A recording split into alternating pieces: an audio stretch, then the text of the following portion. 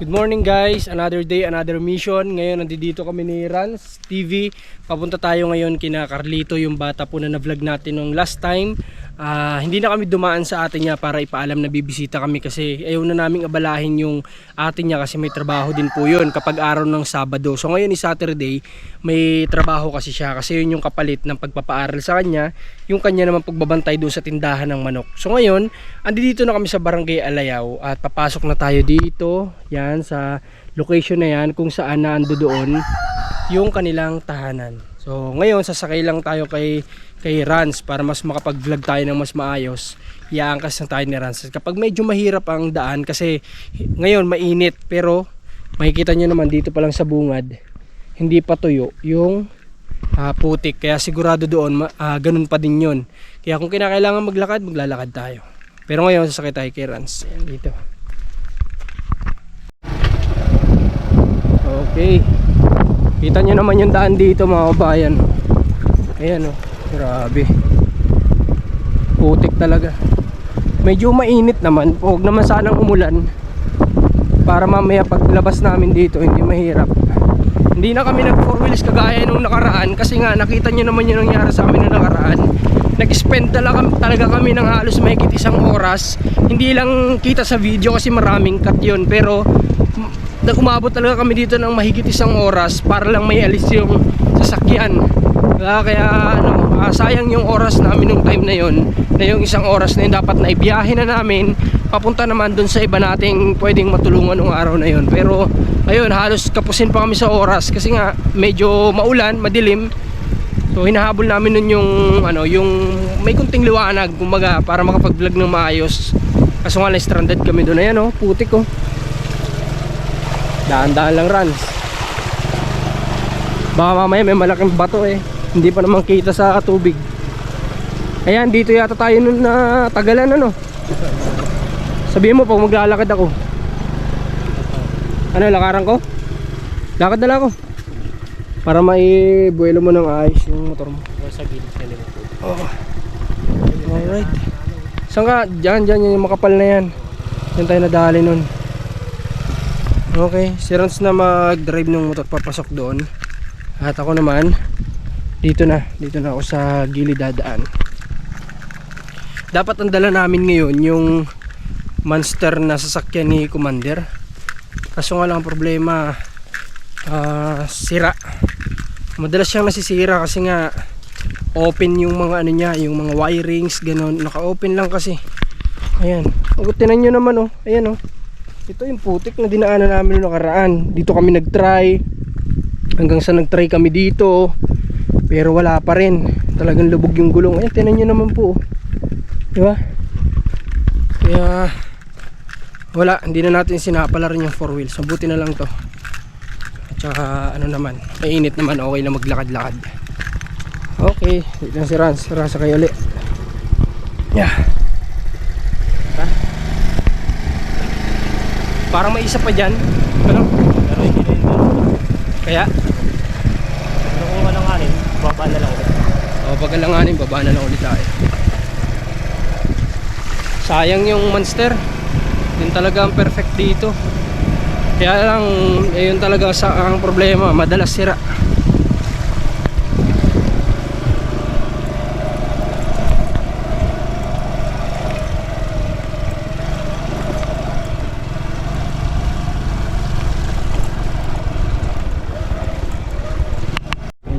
Malalim-lalim yan, Rans. Ingat ka dyan. Dito ako sa taas. Dito tayo sa semento, dadaan. Grabe imagine nyo mga bayan, ganito yung daan dito ngayong panahon na ito. How about kaya nung time na wala pa itong as in talagang tambak na graba, diba? Ito yung sakripisyo nila Carlito, nila Betcha, para lang makapasok. Dito ako sa taas. Ayan may pathway ditong mataas. Ayan. So si Rans andun baba. Medyo malambot kasi yung putik. Kailangan mas mababalance niya kapag mag solo lang siya. May kuprahan dito guys. Ang daming nyug. Palibot talaga ng nyug ang Bicol. Alright, dito na tayo. May sipon-sipon pa pero palag na ulit. Nakakaano pag nasa bahay, ano? Oo, nakakapanghina pag nasa bahay. Lalo kapag araw-araw tayong sanay na ganito. Tapos tatambay ka sa bahay kahit mga 2 araw, grabe, parang feeling mo ang hina-hina mo, parang ganun. Ako baga kaya kahit gustong magpahinga, hindi ko mahanap. Maghahanap ako ng kakalaw eh. Kaya nga, wala na, tsaka hinahanap-hanap ko kasi yung gantong nasa labas talaga. Yung nasa mission. Kaya kahit yung time na papahinga pa wala na, i-mission na lang natin to para mawala-wala yung ano natin. Grabe yung daan. Tindi. Buti nga may mga graba na dito. Kung wala, nako, mas malala to, sigurado. Pero malapit na tayo, mga kabayan. Kunti na lang. Dito na kami, mga bayan, sa bahay ni na Carlito. Nandito yung stepfather niya, naabutan namin. Si Carlito daw ay wala, pero susunduin daw ni tatay. Nilabasan niya tayo dito ng upuan na yan. Upo muna tayo. Dito na lang po tayo para presko. Oh, nakapasok tayo ni tatay dito sa loob ng bahay. Pero dito na lang tayo sa labas kasi mas maganda dito at mahangin. Nakapalibutan tayo ng mga puno. Tsaka yung mama niya wala din daw po sa ngayon kasi nasa Nyugan. Hindi ko alam kung anong pinagkakabalahan ni nanay ngayon. Pero yun, si Carlito yung susunduin ni tatay. Antay-antay na lang po natin. Sila nagtatawag. Ganda magsabundok ano. Wala po kayong trabaho ngayon, tay? Makauling sana po ako ay medyo nagparaulam muna. Ayo, maulan. Opo. Dami nilang aso, oh. San Martin. 1, 2, 3, 4, 5. Halos lahat yung 4 slim yung katawan, ah. Lahat payat, oh. Oh, walang isa lang mataba sa inyo, ah. Oh, ito lang brown yung mataba. Lahat kayo payat. Grabe. Umalis na yung papa niya. Ito pala mga motor na ito, mga paiwan dito, ng mga pupunta dito sa bundok. Ang dami daw iniiwan na motor. So, pinagkakatiwala ito sa kanila, kaya pwede nilang gamitin. Saan kayo galing, Nay? Naghahanap po ng nyug. Nyug, para po pang ano? Pangalan namin uli ho. Pang? Panggastos po dito. Paibibenta na nyug? Opo. Okay. Panggastos namin naman po. Hindi pa nag-uwi si Betcha dito? Hindi pa po. Kung hindi mo po sunduin. Kung Hindi sunduin, hindi uwi. Opo. Si Carlito, anong oras umalis? Kahapon pa lang po kasabay namin. Sabi, Mama, dito muna ako kala Kuya Andres. Ay ko, sige. Ay kumagap ka at baka dumating sila. Ibig sabihin pala po kahapon pa siya nandun. Opo. Sabi ko, bumuwi din at baka dumating nga po kayo. Okay. Yung pala yung kahapon. Pakala ko naman ngayon lang nagpunta Hindi po, doon. kahapon lang. Ba't ano niya po yun, ay? Doon po yung doon po yung naglaki yung asawa ko doon. Sa pinupunta ng anak Sa ko. pinupuntahan niya? Opo. Parang, Parang kamag-anak ng asawa mo o Hindi nagpalaki po. lang? Lang po, tira-tira lang po siya doon. Tinawag ng daddy lang po at siyang parang ginawang tunay na anak po siya. Kaya doon naman nagtatambay napalapit yung loob ng anak niyo doon, ni Carlito. Opo. Mahal-mahal po naman siya. Kahit hindi tunay na apo. Ay, doon? Opo. Galing siyempre siguro si Carlito ay mabait din kasi. Mabait nga po. Kaya tanggap siya bilang parang tunay na apo na Oo. Buti na lang nanay, uminit-init Siya nga po. At nakapasok kami dito ng kahit paano nakarating kami ng hindi naman na dudulas sa daan. Kamusta kayo, Nay? Okay naman po. Naigigip pa lang. Sabi ko, mahanap mo ako. At sabi ng asawa ko, Mama, mabainet ka niya. Sabi ng asawa ko, ay, ko hindi. Ay, galing ka sa sakit? Baga po. Pag may sakit nga po. Oo nga pala, napagpunta namin Okay. Sige na, antayin natin si Carlito, ha? Pasensya ka, di pa na pa dito. Ayos lang po, Nay. Wala pong problema. Ganda dito, mga bayan. Laki ng manok. Ano yan? Broiler? Ang laki, mga bayan, grabe. Katayin na natin yan, Nay. Tapos dito may manok pa, ayan, Ang dami nila dito ang alaga. Masarap mabuhay sa gantong location. Basta masipag ka nga lang magtanim. Pero kung wala kang hilig sa pagtatanim o talagang wala kang sipag sa pagtatanim, hindi ka pwede sa ganito, di ba? Kailangan mo kapag hindi ka masipag sa pagtatanim, doon ka tumira sa lugar na may mga oportunidad na pwede kang magtrabaho ng ibang trabaho, di ba? Pero sa akin ito, mas gusto ko dito sa ganitong pamumuhay mga bayan, yung nasa ganito, tahimik, may freedom, peaceful, at saka ano, kumbaga magtanim-tanim ka lang, yung talagang wala kang ibang iniisip, yung talagang may kontentuhan ka talaga na sa buhay mo. Basta magtanim ka, may kakainin kang gulay, ganyan. Isda, may bili kang isda, sentro, lahukan mo ng gulay. Sarap ng buhay sa ganito. Diba? Tsaka fresh air. Dito pa lang pampahaba na ng buhay yan. Fresh air, diba? Kasi kumpara sa syudad, polluted masyado. So pampaiksi ng buhay yun, yung mga usok na sasakyan, di ba? Sa ganito masarap. May buko, ang liliit. Yun o. Kita nyo? Ang liliit ang buko. Oh. Oh. Di ko alam kung pwede nang inumin yan. Nay, pwedeng kumuha ang buko? Pwedeng bumili? Kahit 2 piraso, inom lang kami. Uhaw na kasi kami. Wala ba dyan panungkit? Wala? Sige. Sige, Nay. Pabili kami at para makatikim kami ng buko. Ano, Rans? Pag napunta kami, dinadalhan ko na si Isa ng buko. Dinadalhan mo? Oo, si ate. Maganda, Nay. Paano kami? Pabili kami mamaya kasi hindi ko alam. Limot ko rin kung kailan ako huling tumigim ng buko. Siguro nung Pasko. Buko salad pa yon. Wala pa yung natural na sabaw, di ba? Ang gusto ko yung natural na sabaw niya, di ba? Pero yan, Nay, yung mga ganyan, ano na yan, buko na yan o nyug na? Yung po buko yun, oh. Siya ay may patong po ng malilit na buko. Paano po ba, Nanay, malalaman ng buko at saka Ay, may nyug? patong po. Paano patong, Nay? Di ba po, sir, yung po, ito may buko yung manda doon. May Oh. patong po siyang maliit. Yan buko po. Ay, ganun. Opo. Yung pala ang, ano nun? Pag di, yan po, matigas na yung dalawa na yan. Nasunuran na yan. Matigas na yan. Doon ka rin na po isa baba na yan. Matigas na yan pa rin yung dalawa na yan. Ito lang buko, oh. Kaya pala ako nagtataka mga babayan din sa iba kapag pumupunta kami sa may mga niyugan tapos bibili kami ng buko. Alam nila kung alin yung buko sa hindi. Na-curious lang ako, paano nila nalalaman yun?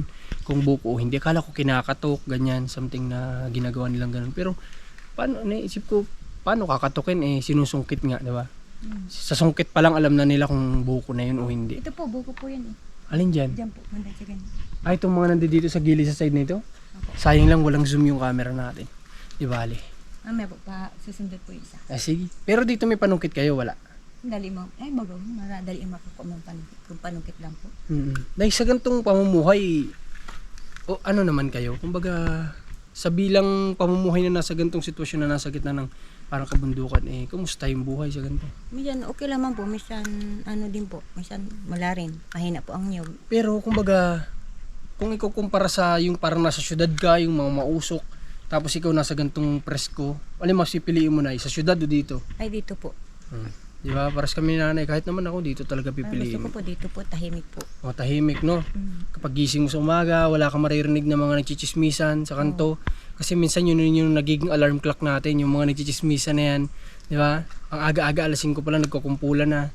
Pero dito, sa lugar, sa location na to, maririnig mo mga ibon, huni ng ibon, hampas ng hangin. Sarap niyan. Tapos magkakape ka sa umaga dito, di ba, Nay? Basta nga lang, kung baga magkaroon ka lang dito ng talagang yung pagkakakitaan mo na every month mabibigyan ka ng supply. No, Nay? Yung talagang hindi may hinto, every month talagang may, o every week, mas maganda kung kada linggo meron kang hanap buhay na pagkakakitaan. Na dito ba, hindi nyo to sariling lupa, di ba? Dito na hindi kayo pinapayagan magtanim-tanim. Ito lang po. Mga tanim-tanim lang pwede masaging. Mga, Ganyan. Opo. Pero mga gulay-gulay meron din kayo naman. Dati po nagtatanim po ako ng mga gulayin. Ginagawa mga pato. Dinadali po ng mga pato. Hindi masaming pato dyan sa kabila. Okay. Di piniperwisyo ng pato. Opo. May tanim po ako mga palaya dyan. Saka mga okra, talong. Dami na ahong puti. Nabili sa akin. Minsan po na iubos ng mga pato. Sabi ng asawa ko, huwag ka na muna magtanim. Yung mga pato na yan. Napapagod ka lang niya. Tama. Yun sabi po ng asawa ko. Tama naman. Grabe, no? Dito mga bayan. Kung sabi ko nga kayong mandarito, yung lagi ko sinasabi dati. Pagtanda namin talaga, umidad lang kami ng mga 40 kung aabot pa ng 50 o 60, ganyan mas maganda. kung dadating kami sa part na ganun, gusto piliin kong tumira talaga sa gantong klase ng lugar talaga. Kung sa Isabela, kasi sa Isabela ganto. Pero medyo kalbo kasi dun eh. Medyo kalbo mga puno dun. Mas mapuno kasi dito sa Bicol eh. Bahala na. Pero napag-usapan na namin yan ni Commander na ang titira namin pag may edad na kami ay sa ganto, ayaw ko sa syudad. Diba? Yung bahay namin sa Quezon, bahala na mga bata dun. Kung may trabaho sila sa syudad, dun sila. Basta't kami ni Commander ay sa sa ganto. Ewan ko si Rans kung sasama. Eh baka may asawa na si Rans noon. Wala pa tong asawa eh. Sa ganto rin. Di ba? Sa ganto rin. Kung sa ganto ka din, di magkapit bahay na lang tayo. Pwede rin. Makikita na lang doon sa lupa niya. Mas maganda yun. Di ba? Kung may malaki-laki lupa, di sama-sama na lang tayo doon. Baga po na makaibigan mo, kapitbahay mo. Asaya Oo. baga po. Masaya ano. Kayo na. Hindi katulad ng ibang mabuti yung ibang tao magtulong na lang sa sarili mong mag-anak po. Oo, di ba? At saka minsan nga, sabi nga nila, naniniwala din naman ako doon. Pero hindi lahat ha, hindi lahat. Hindi ko nilalahat. Sabi ng iba na mas masarap daw minsan tulungan yung hindi mo kamag-anak kumpara sa kamag-anak. Kasi daw minsan ng kamag-anak kapag tinulungan mo, binigyan mo na't lahat-lahat, may nasasabi pa din. Di ba? Binigyan mo na ng bigas, nasabihan ka pa ng, nagbigay na lang din ng bigas, hindi pa sinamahan ng ulam. Di ba? May mga ganyan. Pero hindi lahat. Hindi ko nilalahat ha. Hindi ko alam kung may mga makaka-relate sa inyo dito. As ka dyan, Oo. papasawi pa. Ito na, kanino to? Yan po, ay iniwan lang yan. Yung may-ari niyan, binintay yung karabaw sa kanyang kabayo. Ay, ito na lang, naiiwan. Iwan na yan dito. Yan na lang naiwan sa kanyang pundar. Yan ang pundar sa amin. Ba't ang dami na yung motor na iniiwan dito? Mga taga saan yan? Yan lang po yan sa cruising ho, nagkukupra po yun ng may-ari niya. Nagkukupra. Buti napapaandar nyo ni tatay. Ay, tinitiwala sa kanya. Kumbaga kung gagamitin mo ganyan, siguro ano? Iniiwan po sa amin yan. Okay. Tinan yung aso, takbo na kaagad dun. May marinig silang takbo agad, syempre. Maganda din naman yan, para alam ng may bahay kung may tao o wala. Nay, ba't ganun yung mga aso nyo? Ang papayat naman. Ay, minsan, walang makakain po eh. Walang makain. Ano kaya payat? Oo nga naman, kasi kung kanin kasi, madalas kanin aso ano. Opo. Isasama mo pa sa konsumo mo yan sa kanin. Kaya lang kasamahin kasi yan sa sa gubat, di ba? Kasama nila yan. Yan po, kasama-sama nga ng asawa ko pagpunta po Papunta doon. Kasi alam ko kasamahin nga talaga yan ng tao kapag pumupunta sa mga liblib, di ba? Sa mga masulok kagaya nito. Ganyan. Pakita ko sa inyo yung bahay nila pala. Ito, yung palibot ng bahay nila. Ito sa kusina, may nakalagay lang na trapal. Tapos dito, may anong tawag dito? Net. Ayan, may net dito nakalagay. Kita ko na yung mga kahoy na pamparikit nila. Hindi sila nag-uuling. Kahoy, kasi nasa gubat sila. Tama nga naman, bakit ka pa bibili ng uling kung mayroon namang makukuha dito, diba? Diskarte lang. Ayan, sira din yung bubong dito. Ayan sira. Doon may nakalagay lang na yero. Ang bubong gawa sa anong tawag dito? Anahaw. Tapos ang dingding gawa sa kawayan na pinitpit, di ba? So ito hindi nila to sarili. Ano lang po ito mga kababayan ko, mga pahiram lang sa kanila. Wala silang sariling lupa. Medyo malayo nga pala yung pagsusunduan kay Carlito kaya medyo matatagalan, di ba? Pero okay lang. At presko naman dito eh. Okay. At ano tayo? Magbibiyak tayo ng buko. Kasi binigyan tayo nila nanay ng buko kaya kain tayo ng buko. Para matikman natin. Ano, ikaw na magbiyak, Rans? Ikaw na magbiyak. Ayun liliit lang nito pero buko to.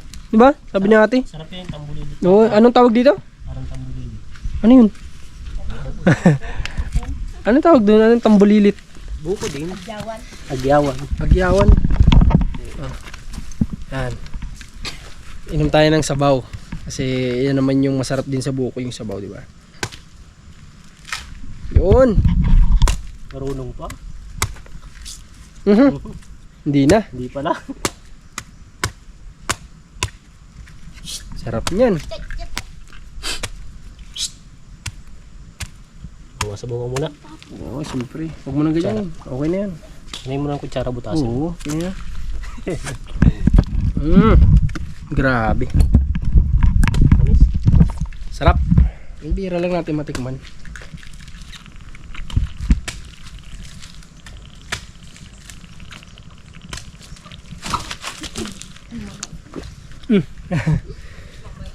Ibang mission yata to napunta natin.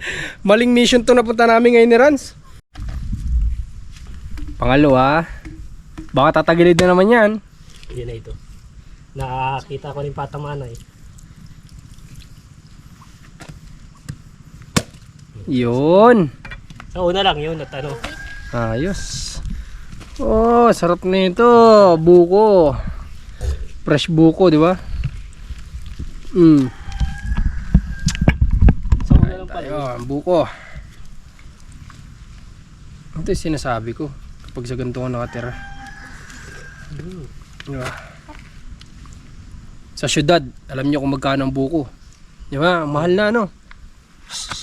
Meron nga sa diet, yung natitinda ng buko, ano na, halos nasa 50 pesos na kasama yung sabaw. Yung binili ko baga dun. Magkano? Sabaw lang. Magkano? 20 pesos yun nasa ano lang. Disposable cup. Ah, okay. Pinagdaan baga tayo. O eh, ano pa yun? Sabaw lang yun. May nakalagay pa yun. Tubig pa yun. Andiyan na si tatay, oh. Andiyan na si tatay. At dahil nga napasarap talaga kami ni Ran sa buko dahil bihira lang namin itong matikman, sa susunod niyo na mapapanood ang episode tungkol sa buhay ng batang si Carlito. See you soon and thanks for watching.